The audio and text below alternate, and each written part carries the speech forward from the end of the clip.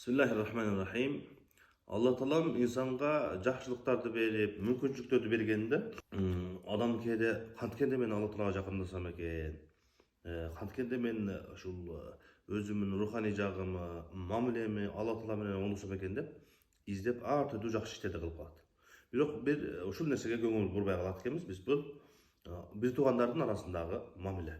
Пайгамбарыбыз саллаллаху алейхи вассаламга бир араби келип, Пайгамбарыбызга айтыптыр: "Я Расулалла, мени Алла Талага жакындата турган жана дозок отунан алыстата турган нерсе эмне? Ошол нерсени айтыңызчы мага" десе, Пайгамбарыбыз айтыптыр: "Сен биринчиси Алла Талага шерик кылбагын, Алла Таланын өзүнө сыйынгын, экинчиси намаз окугун, үчүнчүсү зекетиңи бергин, төртүнчүсү эң негизги нерсе тууган уругуң менен мамилеңди оңдогун, алар менен ар дайым ынтымакта, алар менен жакшы мамиледе болуп тургун.